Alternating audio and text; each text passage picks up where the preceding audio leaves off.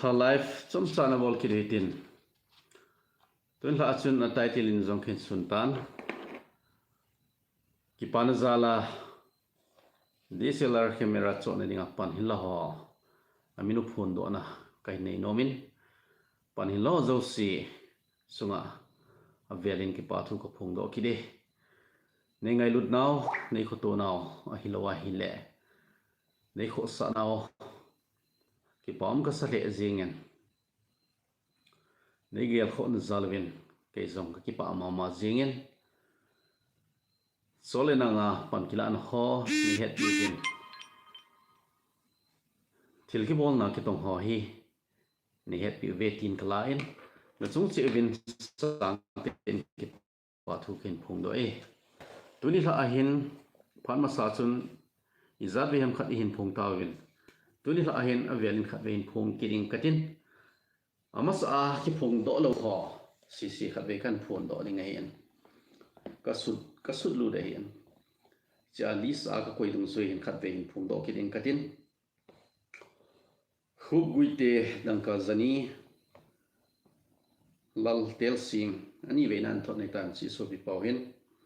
dangka zanga zangneu ho ki dangka zanga to ken simasat ho si chu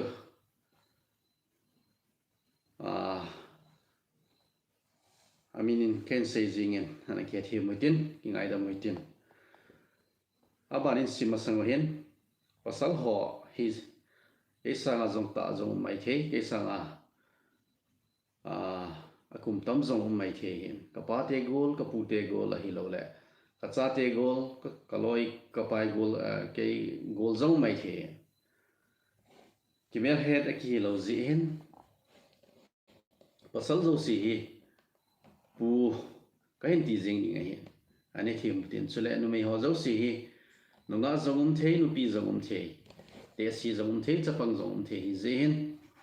nu mi ho zo si zong hi ki mel he do ki zen pi ti a khen ko jing ni ngai have avelin sim phaki nge pu khup guite nangka zani pu lal tel sing dangka zanga pu zangneu ho kep dangka zanga pu vai st dangka zanga nu ni ngai ching hau kep dangka zanga nu kim neu hlovum dangka zakhat pu daniel zanglal dangka zanga pu kamin thang mangvung dangka zakhat pi helun kim dangka zanga pu sian muan dangka zakhat online a mi zale thum anglutan ki pom le zingen vai gi ta live in bol zong le online a mi tam ta nong lut jewin na sung chewa ki pa thu ka sen online a hong lut ho zo si na bon chawin na sung chewa ki pa na ken phungin sule na bon chawin ken lim chewe news si bol zo yung ki sa chai ting le life i bol le hung ge ji tan ke thi muitin hi chun vai ge he zong le vai ge lung zuya life a hung pang ho zo si na chung si win avelin ki pa thu ko phung do e tu chunga project ki bol hi ke man kana ki nep das khelam pen mi pi khon nei gel kho pi win nei kho sa naw ki pa le zingen ki pa ka sa le zingen i chan ge ya nei ngai lut naw ai lo le chan ge ya nei kho sa diu hi kan gel pha lo hi le hin ai lai chan ge ya nei ngai lut vai chan ge ya nei kho sa ka gel le ki pa ka sa le zingen sumle pai ha lai ta nei ki thu pi na ho pan na hin lan ho hi lo pi ka sen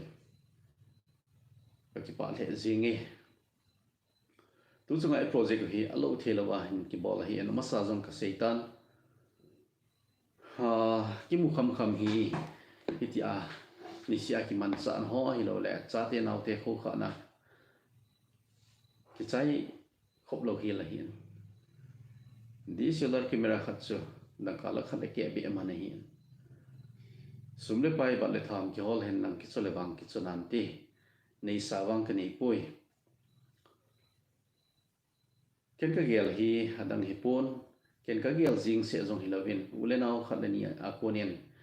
dei sa na kam cheng a hilowa hi le hi da bang to gon nania hi le na changa na bola yan thei ta interest na pu sangin a hilowa hi le nam sunga na ngai lu ulenau mi tam ta om te ringa hian hi da bang to gon hi hin gongin lam ke jong hi zat a chun hung pangin katin chia thing le lawat om le nang man na ki be the hi ti advice is anam khat kan mu nu nga hi hi chi to gon hi ken chi tha pi hian crowdfunding ni mo mo hi ke man ki phat lam ka sain za chalum ka sain ka ki phat lam ji ka za cha ji en tu ni chan nge hin kana bol khapon tu ma sanga chan nampi project ding ki ti khan kuki media chule kuki news masanga kuki channel ama holoi to kong ki thu kuki journalist union khat sim do na dingin pan ken lawin nam sa lam kai lu bu ho lam kai mi tam ta kana ki mu pi ven gole dai kai ji mun chim ji lam pi hoi lo zin chandil ting no pol sle kangui lang wang kana phaman ta ko ven chuchi project ka bola e wachan khat ve ni zanam khat hi ken zong tua i bol wong hin tan bolin dangka sang som le tvels kan muin ka kalsona wong sun sum le pai tam ta kan sulud ven ko ki journalist union sim do ning zong sum le pai tam ta adurian tu sunga ka bol hi ani ve chan na hian keima personal ading zong hi di pon tu sunga ki bol zong ka sei bang hian journalist ka ki hi ta le camera khat chu ki ngai cha hian national media hin international media ho hin chule event chum a hi lo a hi le program chum a cover ga bol na ding hi zong le a hi lo a hi le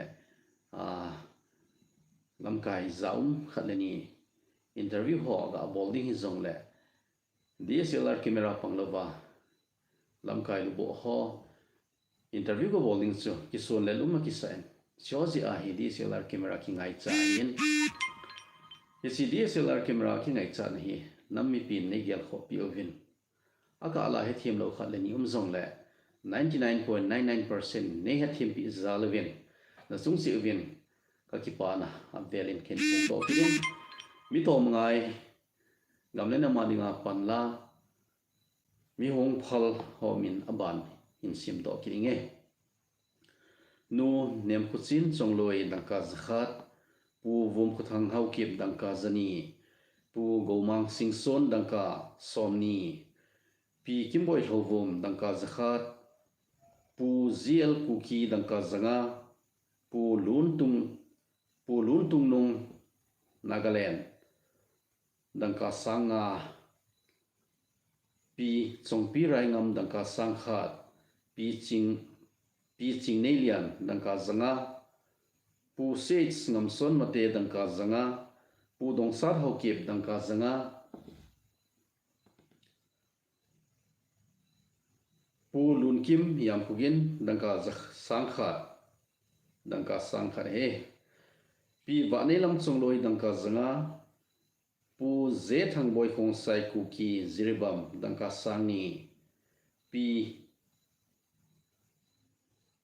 ka sei khelin ngai dam pu henne hokip dangka zanga pi chongboy khong sai dangka zanga pi heba chongloi dangka zani pu paukai vai phei dangka sangkhat pu asar hokip dangka sangkhat ama hi ka gang paw hen ki pawng le zingen tu ni tha pan hin lo zo sian chung si wa ki pa thu ko phung doin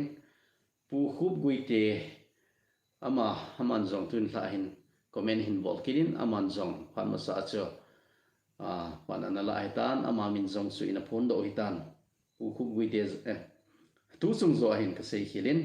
ichi pu khup goi te hin dang ka zania pan hin la hin tun la comment hin bol ki zin asunga ka ki pana asang phe zingen tuni la comment hin bol ho zo si sung chewin ka ki pana thu ken phung do en sule tuni la pan hin la ho tuni la ka ti pen tuni la ken sim do ho he ni thum sunga pan hin la ho khen sim la hen ni thum sunga pan hin lo zo si hin sule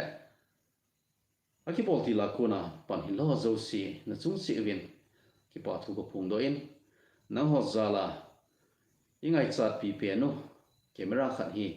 ong ki so do te ding hi ki ne momin pha chum khat an hong la lai tin khading ka go thim le ule nau pa bebin an hungain ke zong pan khala no me som khat nei khungain ati je o hin som khat ka khungai na lai hin som khat an hong na lai tin ichi phat sum chan ge ya idon lo kham kham chu iman chu adingo athing lel awat o ma hi le ke man hol thei dan dan a khin hola isu thing wa ide ingai chu i cho do ding hi ti hi ken se do no min lalboy kuki ama comment khat bein sim nge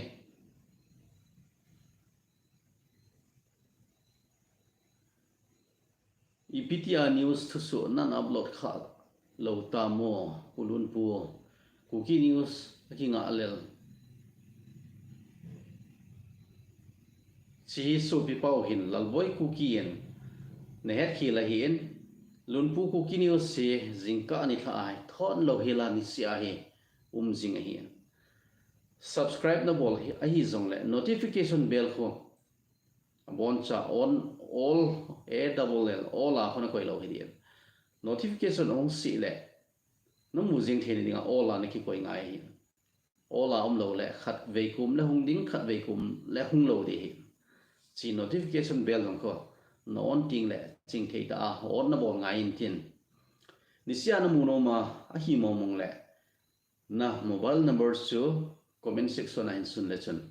ke zong whatsapp group a nei add vintin na mobile number hin ta do lesson kain add ding a hi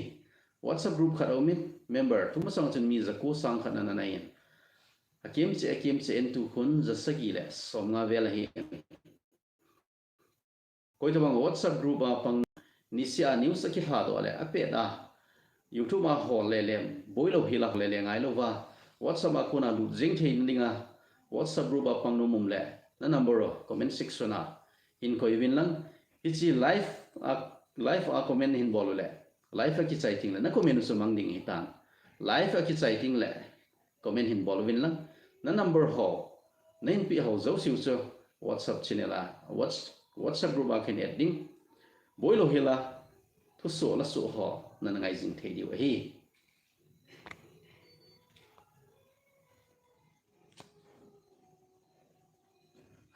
so people lalboi ku kin se sari pininga ama sa su ka ngai jinga to talo chula ti ka sei bang chun an bol le ama jong ni pas thei ding ni tai subscribe bol hen lang azole notification bell cho on bol hen lang on bol jing se ong hilowin notification a bon cha mu theni ning sun all me na lai le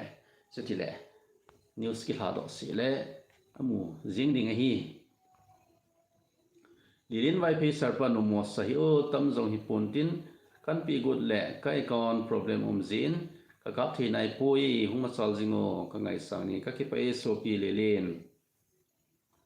pau kai vai phe chi u pau kai hin aman comment in bol cho lun pathian lotin na unin set hin pi mai ta hin ka ki pa u kai tuni la en zong pan hin la in dang ka sang khat zen ani hin ki thu pi zalin na chunga ki pa thu sang ta khin phung do e kim sing so ni tha pha so pi pa ma chal jingo so pi na to na zo sia hung wang pho ka ki pa so pi no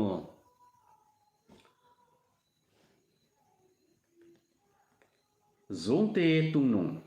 lam kai pu ke private na gpay number nin thono private na thot ding dan hi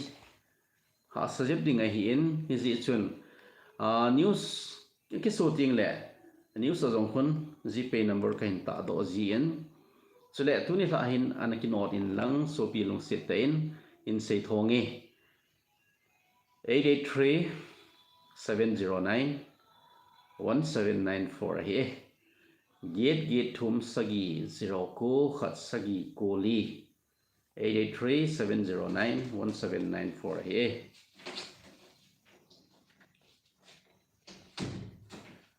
Sulin thang hau ki pa pinum vale ojapu nga pano pathinin nalungtuk namol so sa hen lang ku kinam pi adingin pan hila zingo ki pa me so pi 6766 na hin bol hoi che zingi ki pa dia lomta ki pa pi dia lomta ni hi machal zingo ka ki pa so pi nen to so jingwin lang ki thu khom wa pan ha tai la ni ngoi hi cham singson dan pha oi pu nang thu se ki chi sales jing in te se ho ka pi te ka pu ten angai nom ji the ve ki pa me ki kim hau ki hang san te in hong pang mayo nang tu mo so te na din he nge so pi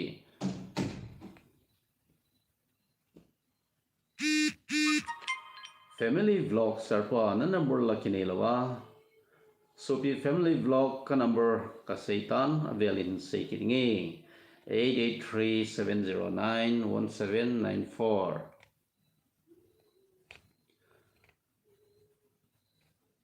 puin en se zan pha panadam jingnam nang zong zan pha kadam jingnai Jasmine SK nang zong hai aban le kimboy vai phei zan pha sarpa nang ho zo si zong zan pha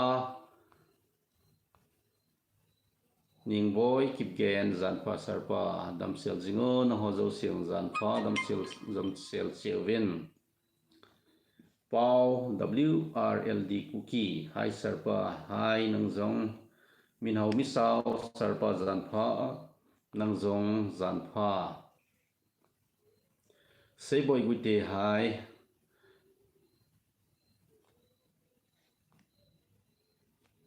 mimin kuki sarpa ni tha pha nang zong ni tha pha homa chal jingo nampio pathinin pathe bo jing tau hen he nge amen